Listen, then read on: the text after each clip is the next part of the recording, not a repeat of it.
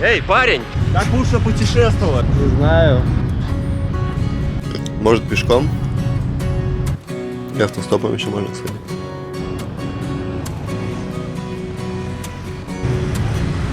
Еще можно на автобусе. Можно самолетом.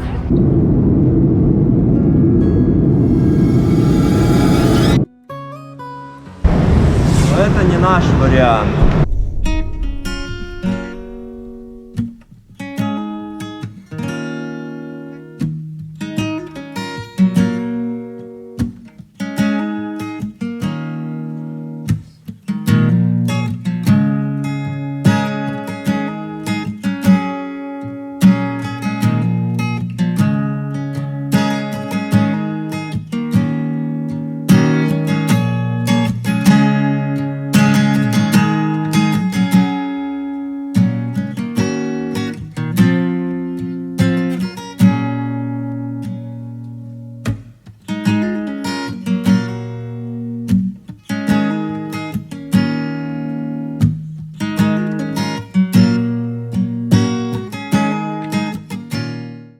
После Китая и Лаоса я решил вернуться во Вьетнам.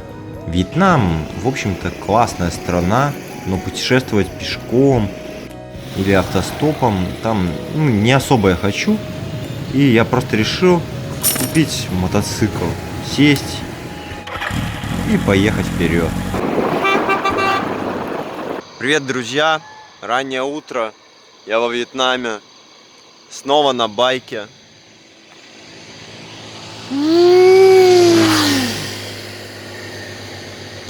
И вообще я двигаю в Малайзию. Однако перед тем, как ехать в Малайзию, я хотел скататься к морю в Нячанг.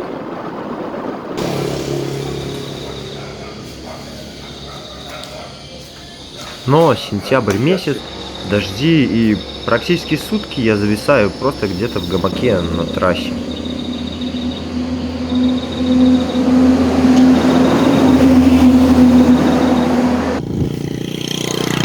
В общем, такие дела. Реально холодно.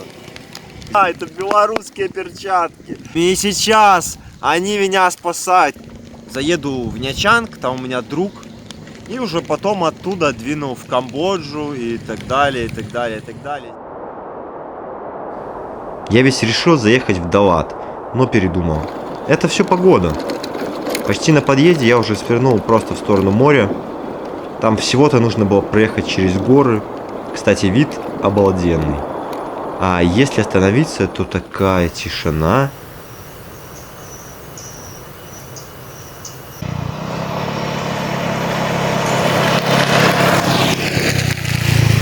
Ой, ребята, я даже не хочу шлем снимать. Заехал в какие-то горы, дождь идет такой противный, видите, там тучи. И у меня такое ощущение, что я тоже в туче сейчас. Зато, видите, это в дождевике, там тоже все рюкзаки замотаны. Ну ничего, классно. Зато, смотрите, здесь это прям как наш лес. Есть сосны. Сейчас сорвем пару этих, вот какую-нибудь веточку. Хоть понюхать запах сосны. Нифига не пахнет, сосна, ты чё? Вот как вот у Марка Активера хдыщ, а у меня чё? Бубум, таратам, бабах, чего? Не знаю. Иногда заканчивается бензин.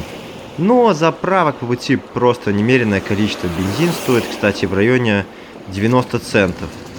Заправляю свой байк 4 литра и вперед. Море!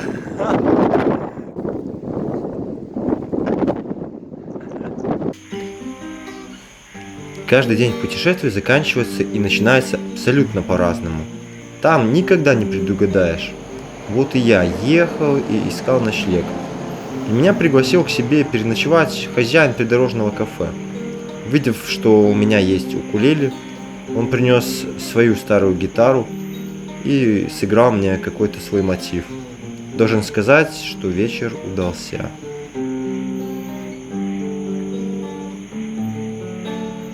Пора спать.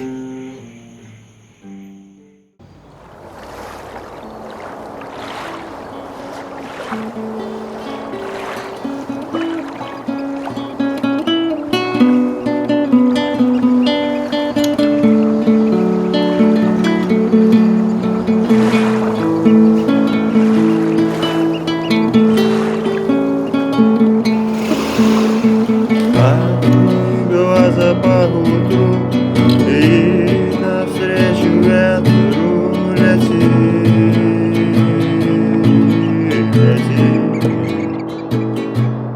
И вот я уже в Нячанге, и тут я узнаю, что ко мне приезжает кое-кто, кого я вообще не ждал.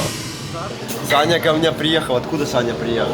С холодной России. Из холодной России. Мы едем в теплую Малайзию на байке. Ха, ну что ж, едем в Камбоджу, новую для меня страну, наслаждаемся дорогой. Давай, прощай, Вьетнам. Красный свет для дураков! Во Вьетнаме проезд на красный, езда по тротуару, да и другое веселье, другие нарушения, это нормально. Все так делают. Мы на стороне Камбоджи. Границу прошли хорошо. Поставили все штампы. И когда выхожу из пункта, вот там вот будка, подходит чувак, такой: паспорт. Я ему даю паспорт. А до этого на границе там какой-то мужик камбоджийский говорит: да не, на байке нельзя пройти, вы что, у вас вьетнамские номера. Он взял паспорт, вернул мне оттуда $5, которые там лежали, на случай, если будут какие-то вопросы. И сказал, посмотрел штамп и сказал: едь, ништяк, мы в Камбодже. Попав в Камбоджу, первое, что бросается в глаза, это огромное количество пыли.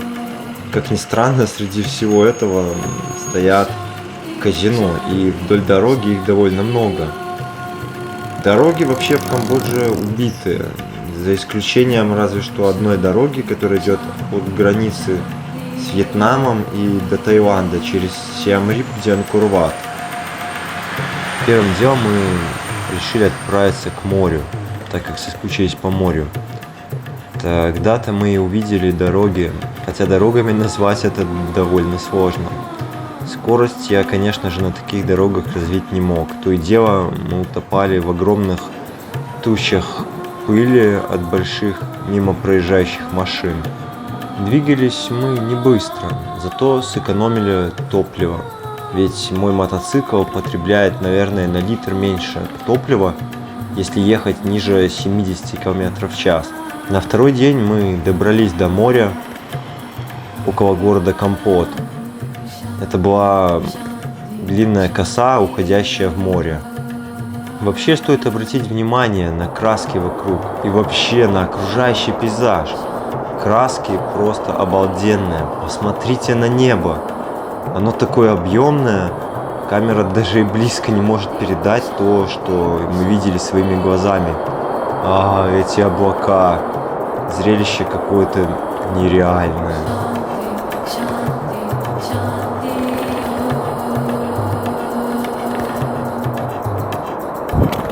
Немножко уебались. Так, ерунда. Там на ноге порез. Байк вроде тоже жив. Наверное. Пластик там будет поцарапанный. Но я думал, мы еще сможем удержаться на ногах. Я пытался ногами выровнять положение, но не смог. И мне вот ногу и придавило. Пойду я в море обмоюсь.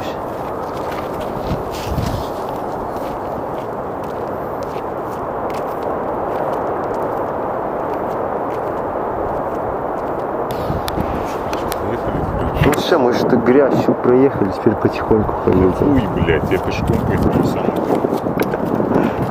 Ну давай.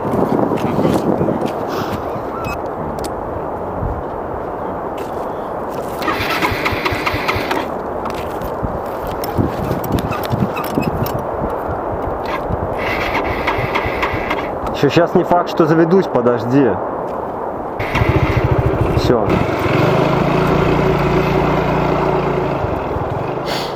И вот мы решили отправиться с Аней в Анкор-Ват и все-таки посмотреть на этот храм. Но у нас не было достаточно денег. Мы решили совершить преступление. Мы проехали без билета, за нами гонялись охранники, нас цапали копы.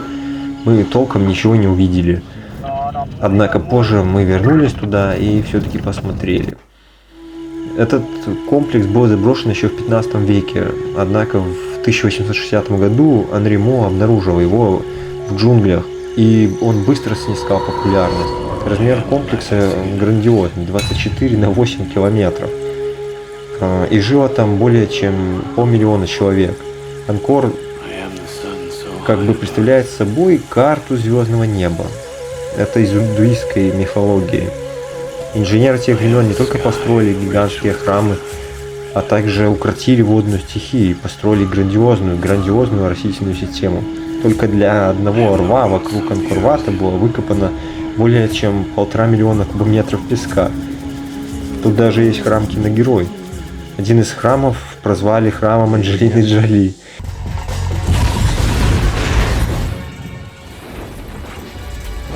После выхода Лара Крофт «Расхитительница гробниц», где этот храм был выбран в качестве локации для съемок.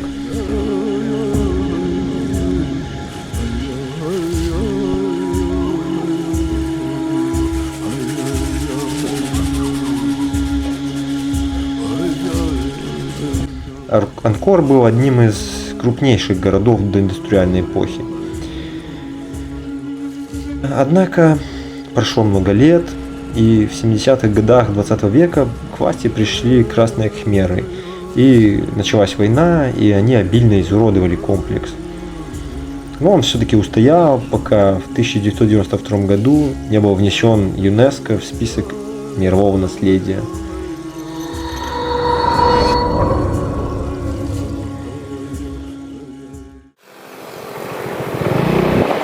После Анкор-Вата больше в Камбодже делать нечего, поэтому мы едем в Таиланд. Едем до границы, а потом в Бангкок. Типа, здорово! Ну мы так делаем. Это ты так. Ну давай так, здорово! Я тебя это ты сейчас снимаешь? Да. О, я придумал новое приветствие. А если я буду говорить алоха, братья? Понимаешь? Говорить. И братья, и сестры. Давай точнее. Алоха, братья! И сестры. Алоха, братья! Алоха, сестры! Алоха, братья! И сестры. Вот, и мы с Аней теперь в Таиланде. Проехали границу. Да? Как Делали обычно, это. мы совершили преступление. Маленькой. Дважды прошли незаконно границу. Потом, правда, нас вычислили быстро и сказали: ребята, у вас нету штампов. Вы чё, куда пошли? Откуда мы знаем, куда идти? Там они прямо прячутся. Прямо сами предлагают совершить преступление. Ну ладно, мы прошли просто границу, поставили байк прямо у них там на границе, прямо на стоянке перед всеми пограничниками. И поставили штампы и въехали в Таиланд. Половина правды. А какая вторая? Не говорю. Окей, поехали дальше. Ладно, мы едем дальше, давайте с нами двигаем. Ну а по таким дорогам можно не просто ехать, можно лететь, особенно после Камбоджи. Какие же в Таиланде классные дороги! Ну, на самом деле, все обстоит немного хуже. Дороги не везде такие идеальные. Давай, давай, газу, газу, газу! Кое-где они изрядно подуставшие, но в целом отличные. И сразу же в первом же населенном пункте видны все отличия от соседней Камбоджи. Все получше, да и население побогаче. Ну, мы доехали до какого-то города.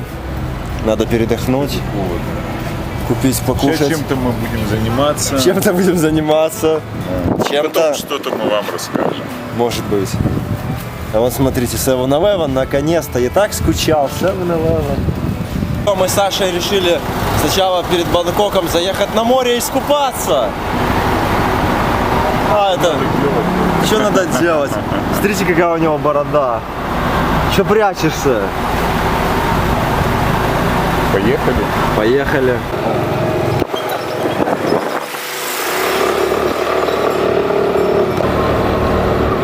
Да ладно, давай куда-нибудь. Сейчас будет съезд, свернем, скупнемся, да поедем в Бангкок.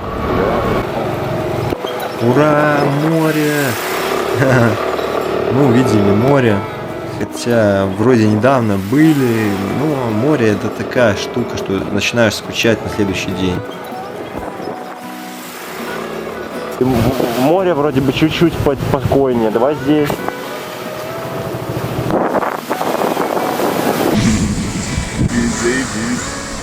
Вот мы приехали на пляж, посмотрите. Вот море, все красиво. Но сейчас, наверное, не сезон. Грязно все очень. Море такое мутное. Как волна разбивается, видали? Там он вообще до самого берега доходят волны. Поедем в Бангкок. Саша, ты искупался, ты кайфанул? Ну, пока еще не сезон. О, where you go? I go to Bangkok. О, let's go with me, man. А где спасибо? Thank you very much. Погода такая была мерзкая, сами гляньте, тучи, вон там черные-причерные. Нам хотелось как можно скорее попасть в Бангкок, отдохнуть уже наконец.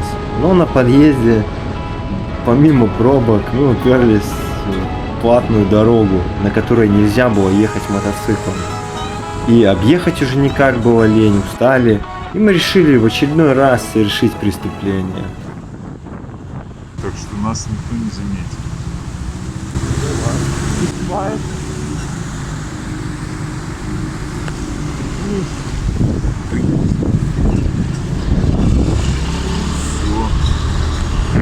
Может, вам спасибо большое, ребята. Организация? Да. Да ладно. В общем, зазвенела сигнализация, а мы по газам.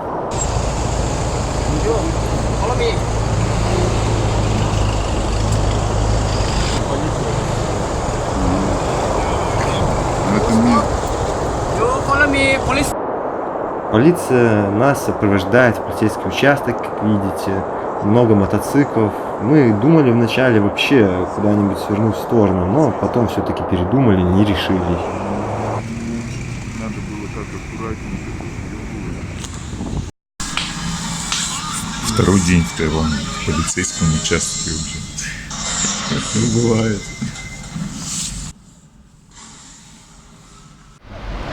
Ну, нас отпустили из полиции, кто бы сомневался, мы даже не заплатили штрафов 1000 бат, которые они хотели. А что взять с глупых иностранцев? Сказали, больше так не делать.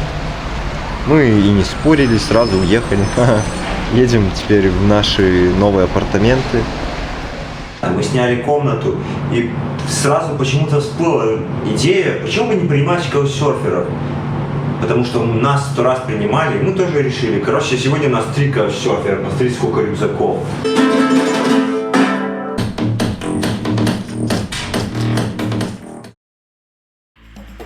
Все спрашивают, чем мы занимаемся в Бангкоке. Чем? Да ничем.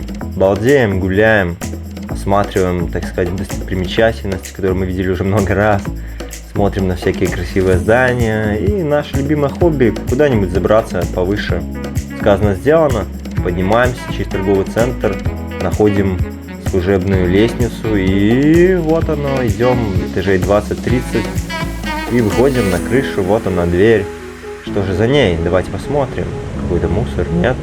Ну ладно, вперед, вперед. И вот мы уже на самом верху.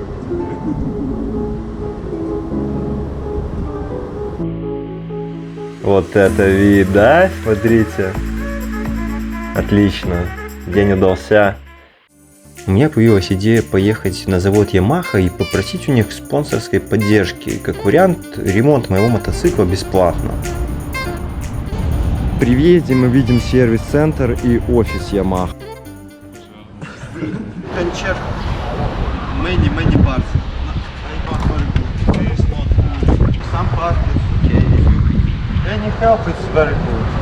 วันเอาฟรีแล้วก็ลองดูเบรกแล้วเดี๋ยวออกมาเป็นกี่ตังค์ออกมาดู Не буду раскрывать карты как, но нам это удалось, и мы довольно идем внутрь посидеть и попить чайку, пока мой байк будет в ремонте.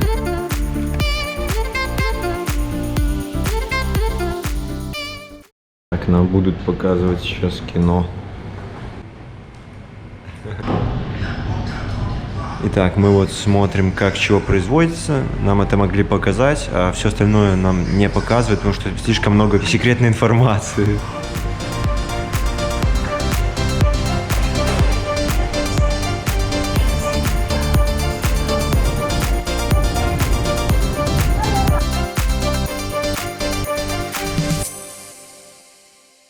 Итак, друзья, мы уже здесь почти целый день. Уже 5 часов вечера, байк еще в процессе работы. Покажу, что сделали. С этой стороны поменяли ремень и все, что там только можно поменять. А здесь все еще в процессе. Сегодня наш байк так и не закончили, потому что уже поздно.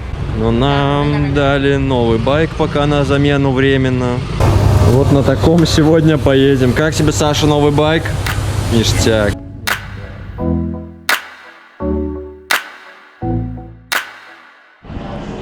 Итак, второй день. Мы приехали в Ямаху. Еле приехали. Почему мы еле приехали? Потому что кому-то надо права получить на вождение байка. Ну нету их у тебя. Что вы думаете по поводу нашего техобслуживания, Александр? Ну, подогнали новый байк. Ништяк? Да, конечно, хорошо. Кстати, менеджер воодушевил меня. Он мне подкинул классную идею. Это купить фирменную гиталели от Yamaha. Почему бы и нет? Same sound as ukulele, but just this. Спасибо менеджерам Yamaha за помощь и поддержку. Вообще классные ребята, большое спасибо. Кстати, а мы разбили этот подменный байк. Ну что ж, а теперь отправимся в магазин и прикупим в фирменном магазине Yamaha новую гиталели.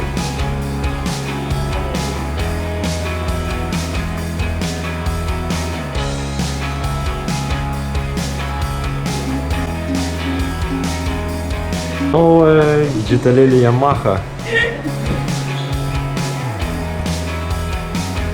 Этим ребятам, кстати, я тоже могу сказать огромное спасибо за гиталели и за скидку.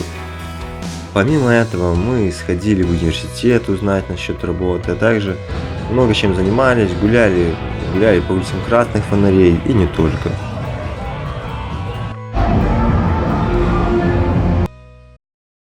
Алоха, друзья! Я выезжаю на Панган. И это мой байк. Посмотрите, сколько вещей, вы просто обалдеете. Вот этот вот рюкзачело, это не мои вещи, это просто для кемпинга. Хорошего мне пути. Почему я еду на Панган один? Саня просто решил немножко подзадержаться в Бангкоке, заработать немного больше денег. А мне уже надоело, и я хочу как можно скорее на Панган. От Бангкока до переправы в Дансаке примерно где-то 700 километров. Это что-то вроде 2 дней пути. А по пути мне встречается довольно часто полиция. Но так как у меня нет прав, у меня нет никаких проблем. А этих конкретно интересовало только то, что у меня в сумке. И когда они об этом узнали, они сказали: езжай, братан. Окей? Бай-бай!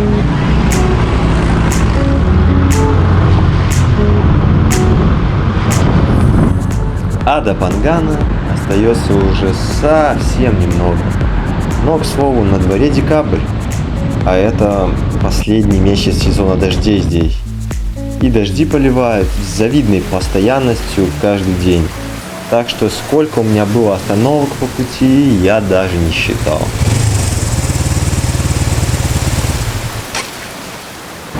Вот это же...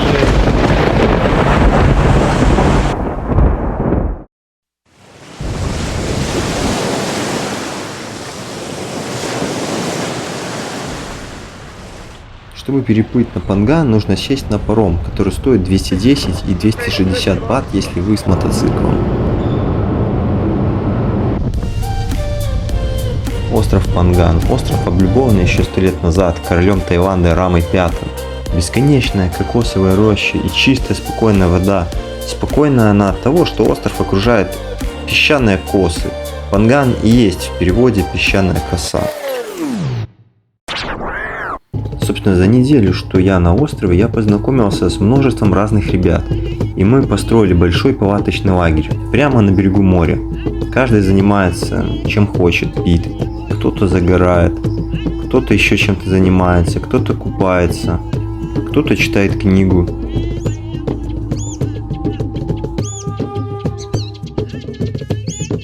Или танцует. В общем, скучать некогда.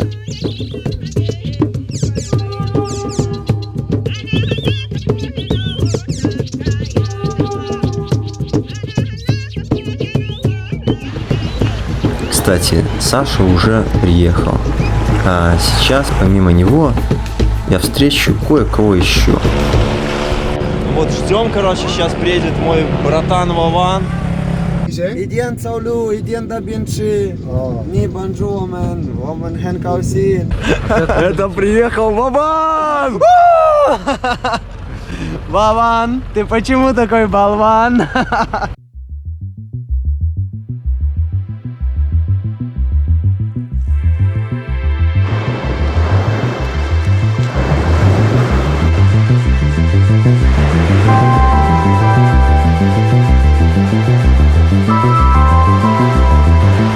Вот так и бегаем мы с Вовой каждый день.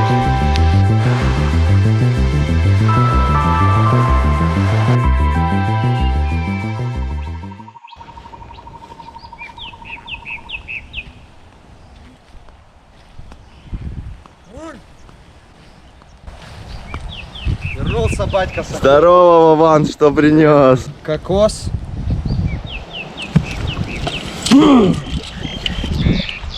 И здесь еще 3 папайи. Вот такие вот, еще зеленые, но они у меня поспеют. День-два будет супер. Казалось бы, да, джунгли, что там может быть, тигр. Ага. А, змея! Вот такие вот красные, шестиногие, со щупальцами, муравьи. Повсюду. Ты их убиваешь. Так. С дерева срезаешь эту папайю, они на тебя сыпятся и кусают тебя. Ну ничего, я победил. И сегодня есть что кушать.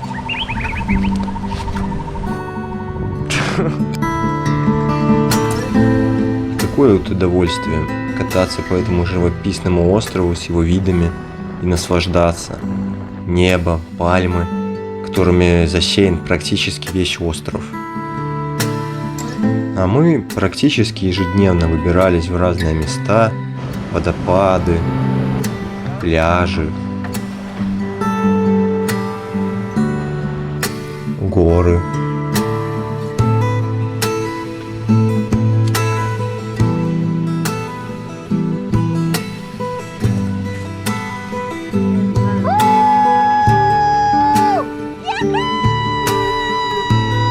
Я чувствую, как облако скользит по моим рукам. Вы чувствуете это? Мы трогаем облако.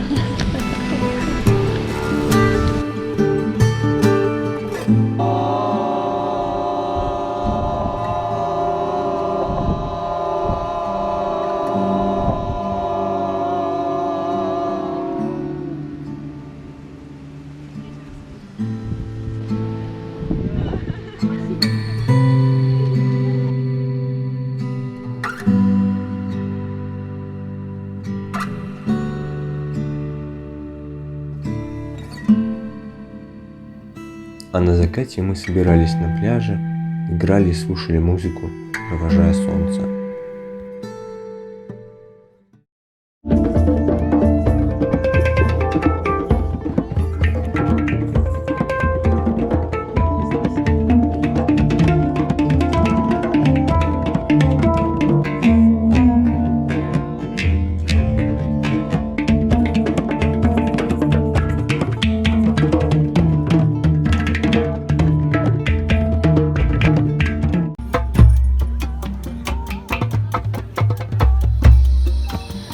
кстати, нам пришлось покинуть наше место и переехать в другое. Пришла полиция и армия и сказали, мягко говоря, убираться отсюда. Мне кажется, нас просто было слишком много. Но поэтому мы собираем вещички, которыми мы тут обжились, и в несколько заходов все перевозим. Где-то несем, где-то плывем, но мы сделали это.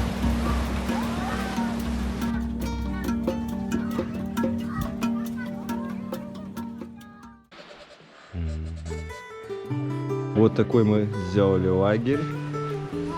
Иду! А там у нас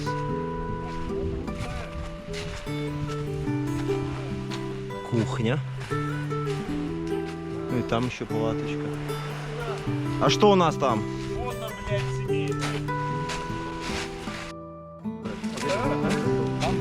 Давайте, садись туда, садись туда.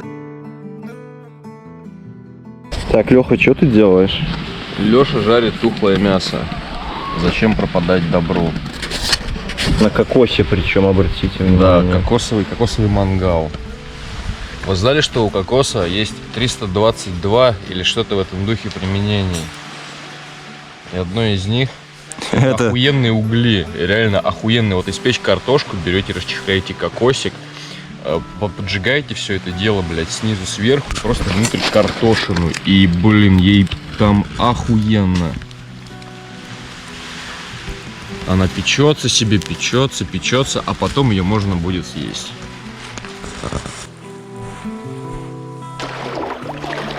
А наше любимое развлечение здесь — это поплавать, понырять, полазить по горам. Здесь вообще...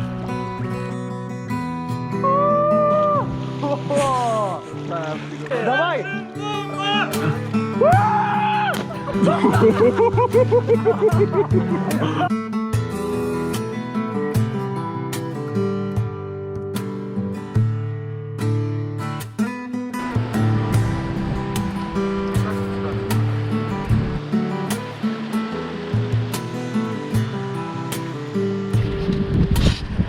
Мы закарабкались на эту гору. Вов, покажи. Казалось бы, она невысокая на самом деле, ну, метров 20 от силы. Но это надо на нее закарабкаться, а еще надо слезть. И что-то мы совсем как-то приуныли, потому что туда я вообще не хочу слазить. Там потом дальше отвесная скала, я не знаю, как мы залезли. Зато вон там наш пляж. Вон там пляж. А вот там основной пляж, где куча туристов. Да, вот там.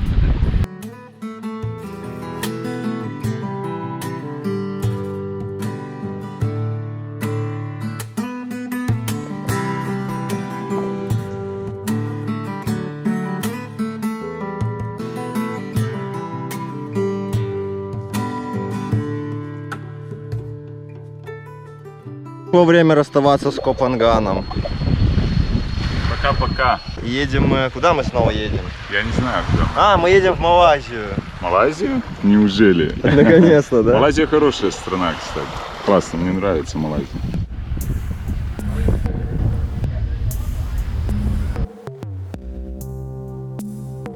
Сань, а где мы? Не знаю. В какой стране мы? В экзотической. Итак, а мы в Малайзии. Правда, у нас приключилась целая история. Может быть, Саша расскажет. Да, первым делом, что мы сделали в Малайзии, Совершили преступление. Мы ограбили туалет. Расскажи лучше, как мы прошли границу. Ну все ровно. Прошли, договорились. Нам пошли навстречу ребята из Малайзии. Пограничники. Сделали для нас большую услугу. Пропустили нас на байке.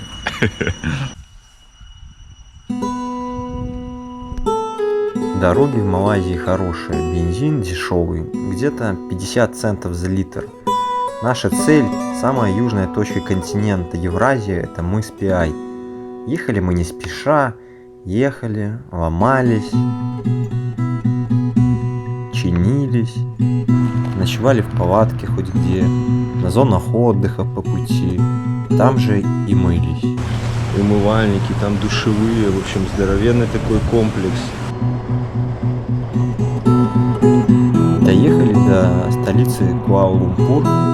Очень хотелось увидеть знаменитые башни Петронас.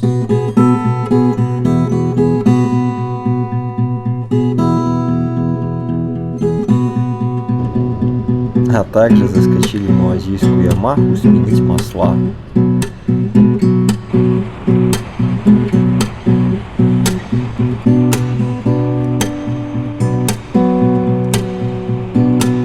Саша приболел, поэтому мы двинулись дальше только спустя несколько дней. И также не спеша доехали до мыса Пиай. Мыс находится на самом юге Малайзии, и мы добрались. Самая южная точка континента.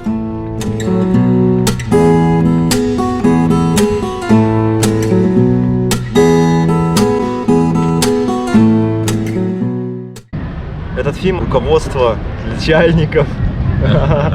Как доехать из Вьетнама до Малайзии.